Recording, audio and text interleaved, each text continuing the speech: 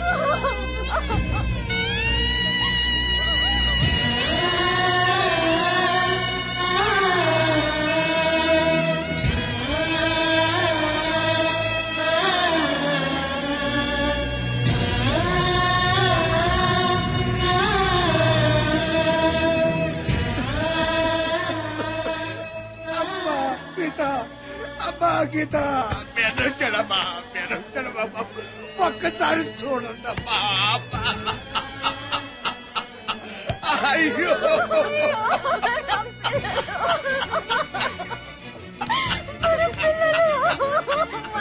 అయ్యో అమ్మా సీత అమ్మా గీత మీ అమ్మొచ్చింది ఒక్కసారి చూడండి అమ్మా.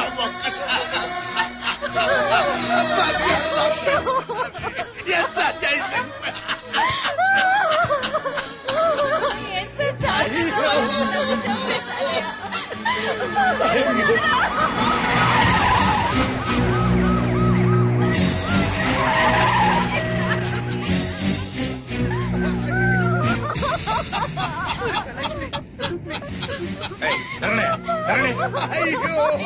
అయ్యా చూడండి అయ్యా చూడండి అయ్యా ఎంత ఘోరం జరిగిపోయిందో చూడండి అయ్యా.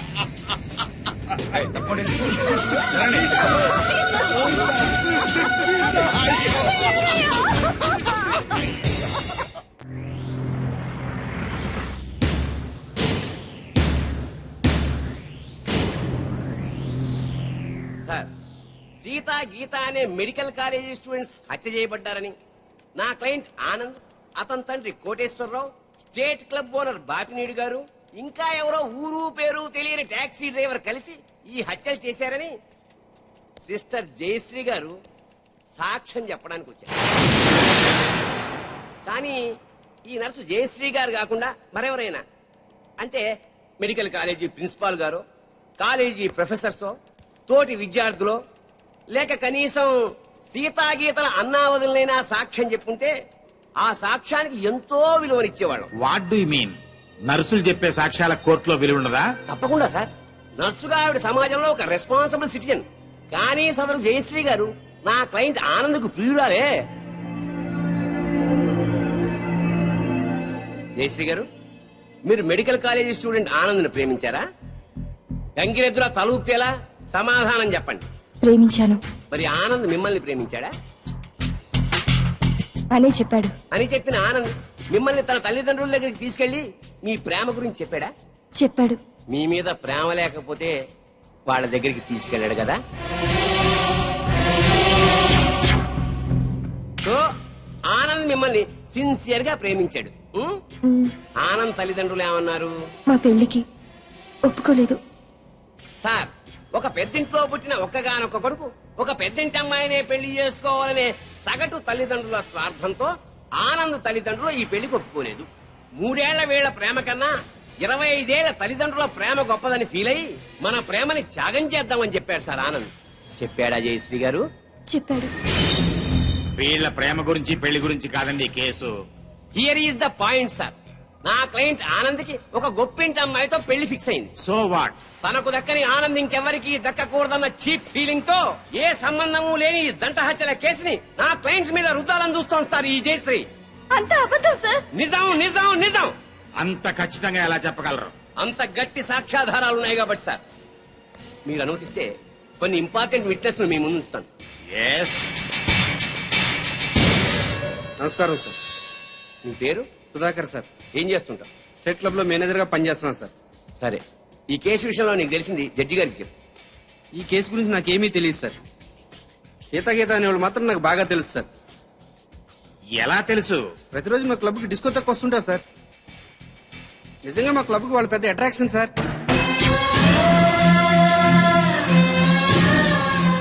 నిన్న సాయంత్రం కూడా చాలా అందంగా తయారై మా క్లబ్ లో ఉన్న డిస్కోకి వచ్చారు సార్. Are you sure? వాళ్ళతో మాట్లాడాను సార్. వాళ్ళు మినీ డ్రెస్సెస్ కూడా డాన్స్ చేస్తుంటే ఏం అప్లై వచ్చిందో తెలుసా సార్? నిన్న సాయంత్రం కూడా క్లబ్కి వచ్చిన అమ్మాయిలు 4 రోజుల క్రితమే హత్య చేయబడ్డారని, వాళ్ళ శవాల్ని గుర్తుపట్టడానికి కూడా వీలు లేకుండా కాల్ చేశారని నా క్లయింట్స్ మీద కేసు పెట్టడం హాస్యాస్పదం sir. No no no no no. సాక్షి పనిచేస్తున్న స్టేట్ క్లబ్ ఓనర్ కి ఈ కేసులో ముద్దాయికి సంబంధం ఉంది కాబట్టి మీరు చెప్పేదాన్ని అంత స్ట్రాంగ్ గా కన్సిడర్ చేయలేం. అంతకన్నా బలమైన ఆధారాలుంటే ప్రవేశపెట్టండి. మీ పేరు? పెద్దిరెడ్డి సుబ్బారెడ్డి. ఏం చేస్తుంటారు? గవర్నమెంట్ జనరల్ హాస్పిటల్లో డాక్టర్ గా పనిచేస్తున్నాను. ఈ పోస్ట్ మార్టం చేసింది మీరేనా? నేనేనండి. ఆ bodies medical college student Seetha గీతలవే కదా? కాదు సార్, సీతాగీతల వయసు 18 సంవత్సరాలని తెలుస్తుంది సార్. పోస్ట్ మార్టం రిపోర్టు ప్రకారం 35 ఏళ్ళు ఉంటుంది సార్. సో ఈ డెడ్ బాడీస్ వాళ్ళవి అయ్యే అవకాశమే లేదు సార్.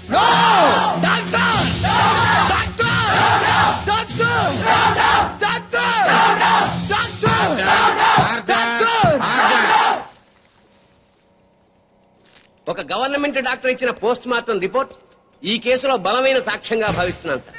పరిశీలించండి.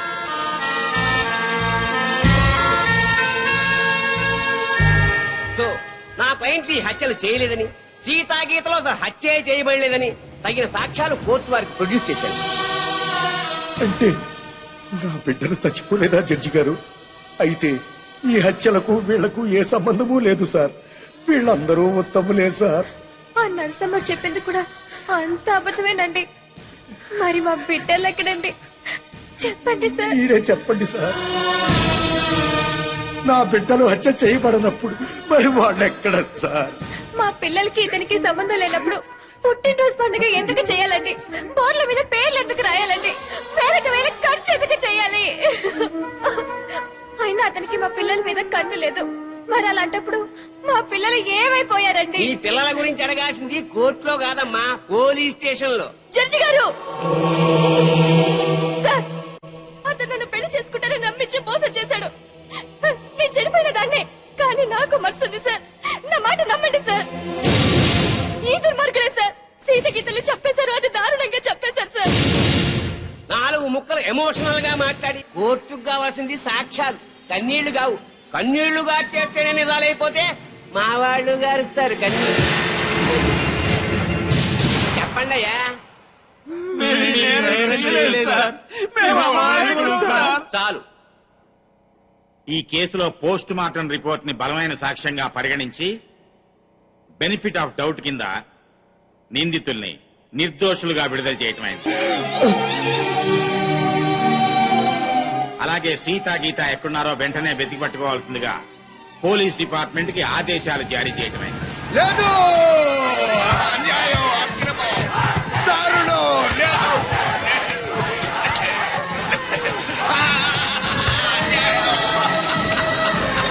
లేదు,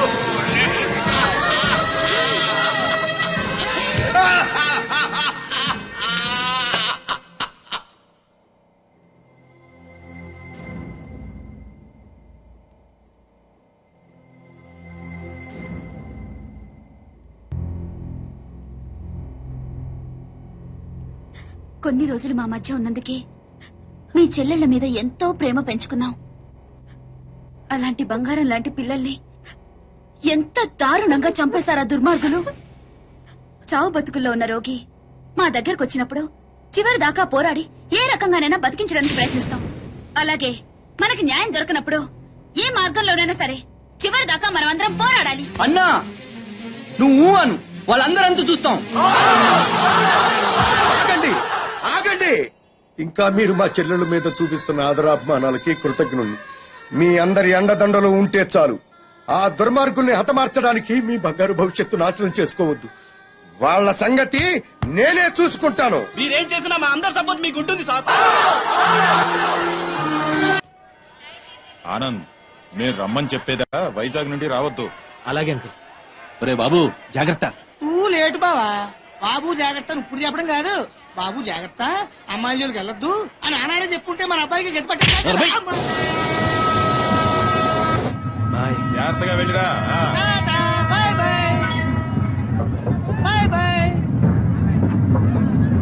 క్లబ్కి వెళ్దాం. అది కాదు బావా. బావా, ఏంట్రా? సద్దాం హుస్సేన్ పారిపోయి ఎక్కడో బొక్కలో కాకున్నాడు. అయినా అమెరికా వాడు పట్టేశారు. ఈ కొడుకు బతుకు అంతే ఆ స్వామి చేతిలో. నోరు తెలిస్తే కదా పీకుతున్నావు. ఇప్పుడేం పీక్కుంటా? పిలిచి మాట్లాడవేంట్రా పిచ్చి వెధవా. హలో, స్టేషన్ మాస్టర్ అండి?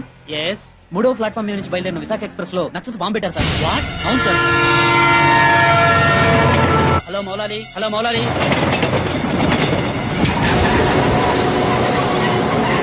ట్రైన్లో బాంబు పెట్టారంటే అందరూ పారిపోండి.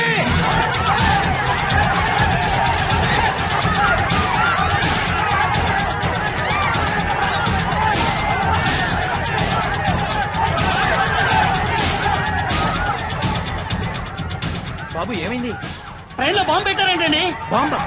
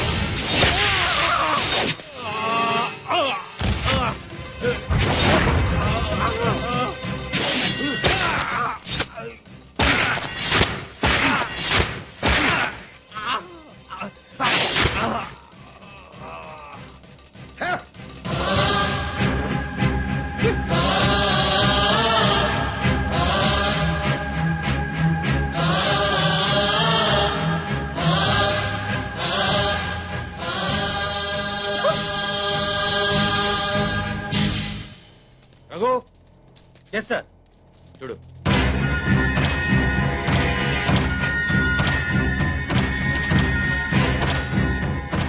సార్, ఆనంద్ చచ్చిపోయాడు సార్. ఏమిటి సార్ అలా చూస్తున్నారు?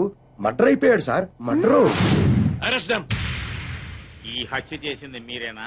మాకంత అయోమయంగా ఉంది సార్. ఇక్కడ ఎవరేం మాట్లాడుతున్నారో మాకు అర్థం కావట్లేదు. మా అంతటా మేము పోలీస్ స్టేషన్ కి వెళ్లి చూసింది చూసినట్టు సాక్ష్యం చెప్పడానికి కోర్టుకు వస్తే సాక్ష్యమా? దేని గురించి సార్? ఆనంద్ హత్య గురించి సార్. నా చెల్లెళ్ళు సీతా గీత. ఆ సీతాగీత ఉన్నారో పారిపోయారో లేచిపోయారో వాళ్ళని పట్టుకుని. ఆగండి సార్. ఆనంద్ని మా చెల్లెళ్ళు చంపటం మా కళ్ళారా మేమిద్దరం చూసాం సార్. ఆ సాక్ష్యం చెబుదామని మేమిద్దరం ఇక్కడికి వస్తే ఇదేమిటి సార్, అతి క్రూరంగా అతి దారుణంగా మేమే చంపామంటున్నారు. మీరే న్యాయం చెప్పండి సారు. అబద్ధం సార్, సీతాగీతలు చంపడం ఏమిటి? వాళ్ళు చంపే ఛాన్సే లేదు. ఎందుకు లేదు అంటే మా చెల్లెళ్ళు సీత గీత బ్రతికిలేరా? బతుకున్నారో బజార్న పడ్డారో నాకేం తెలుసు? తెలియకపోతే నోరు మూసుకోండి. అబ్జెక్షన్ సార్, ఒక సిన్సియర్ లాయర్ ని పెట్టుకుని కోర్టులో నోరు మూసుకోమన్నా నేరం. మిస్టర్, అయ్యా మీరు గౌరవంగా మాట్లాడండి. హాయ్, మేం పల్లెటూరులో అండి, కోర్టులో ఎలా మాట్లాడాలో తెలియక కాస్త నోరు జారామండి. It's all right. అయ్యా లాయర్ గారు, ఇది కోర్టు కాబట్టి బ్రతికిపోయావు, ఇదే బయట అయితే నరికి పారేసేవాడిని. అయ్యా జడ్జి గారు, లాయర్ గారికి సారీ చెప్పానండి. చెప్పాడు సార్. ఓకే ఓకే, మీరు చూసినంత చెప్పండి. మా చెల్లెళ్ళిద్దరూ రైల్వే స్టేషన్ రైలు ఎక్కడం చూసామండి. ఆదరాబాదరాగా మేమిద్దరం వెళ్లి రైలు ఎక్కామండి. ఊరు బయటకు వెళ్ళిన తర్వాత రైలు ఆపి ఆ అబ్బాయిని అతి దారుణంగా చంపారండి.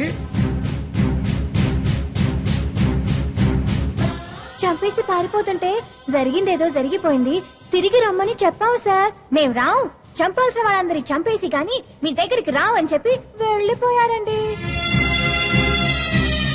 ఎక్కడికి వెళ్తున్నారమ్మా అని మా ఆవిడ అడిగితే మా అన్న దగ్గరికి అని చెప్పారండి. అన్నా అన్న ఈ మాట విన్నారు కదా, note this point sir. Lawyer గారు, అన్నంటే ఈ అన్న కాదండి. మరి ఏ అన్న సార్? అడవిలో అన్న. ఆ అన్న దగ్గరే ఉంటాం, అక్కడికైతే ఎవరూ రారు, ఆ అన్నే మాకు అండ, ఆ అన్నే మాకు కొండ అని అన్నారండి. ఎవరు బాబు ఆ కొండ? అదేనండి, మీలా పొడుగ్గా నల్లగా పరమ నీచంగా ఉంటాడండి. నల్లగా పొడుగ్గా నీచంగానా? ఎవరా పెద్ద మనిషి? వాడు పెద్ద మనిషి కాదండి, పెద్ద ఎదవ, వీరప్పను, మీసాల వీరప్పను. ఎలాగైనా మా అమ్మాయిల్ని పట్టుకోమని చెప్పండి సార్. మా చెల్లెలను పట్టుకుంటే వీరప్పని దొరుకుతాడు, వీరప్పని పట్టుకున్నా మా చెల్లెలు దొరుకుతారు. ఒక్క దెబ్బకి ముగ్గురు దొరుకుతారయ్యా. 3 రాష్ట్రాల సమస్య కూడా తీరిపోతుందయ్యా. మళ్ళీ ఇలాంటివన్నీ జరగకుండా ఉంటాయండి. వెంటనే అడవికెళ్ళి పట్టుకోమనండి సార్. కొద్దిగా మన ఇన్స్పెక్టర్ గారిని పోలీసుల్ని అడవికి పంపితే పని అయిపోతుందయ్యా. ఎవరి పని? మీ అందరి పని. ఈ కేసులో మేమే ప్రత్యక్ష సాక్షులం, నిందితురాళ్ల ఆచూకీ కూడా చెప్తాం అని చెప్తున్న ఈ స్వామి కనకమహాలక్ష్మి దంపతుల మాటల్ని పరిగణనలోకి తీసుకుని ఈ హత్యలో సీతా గీతలు చేశారనే అనుమానంతో పోలీస్ డిపార్ట్మెంట్ ని సత్యమంగళం అడవుల్లోకి వెళ్లి సీతా గీతలతో పాటు వీలైతే వీరప్పన్ని కూడా పట్టుకోవాల్సిందిగా ఆదేశాలు జారీ చేయటమైంది.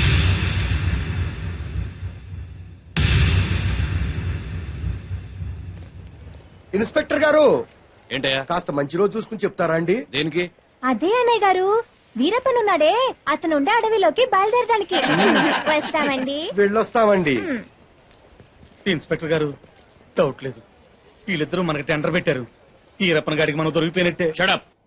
బస్సు దిగొచ్చారు కదా అనుకున్నాను, నల్లకోటనే దడదడలాడిస్తున్నారు. ఇంకా లేట్ చేస్తే మిమ్మల్ని కూడా మందులో చిప్స్ లాగా నంచుకు తినేస్తాడు.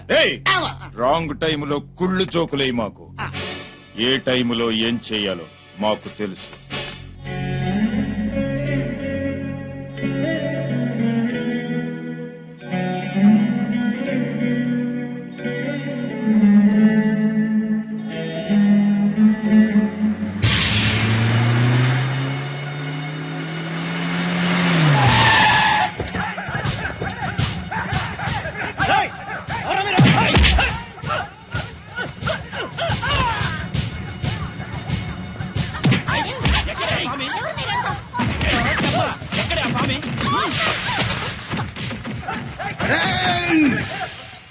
నన్ను చంపడానికి వచ్చి ఆడబడుచుల మీద చేయి చేసుకుంటారా చవట్టల్లారా? మీలో మీలో మీలో కలేజా ఎవరికున్నా సరే నన్నట్టుకోండిరా.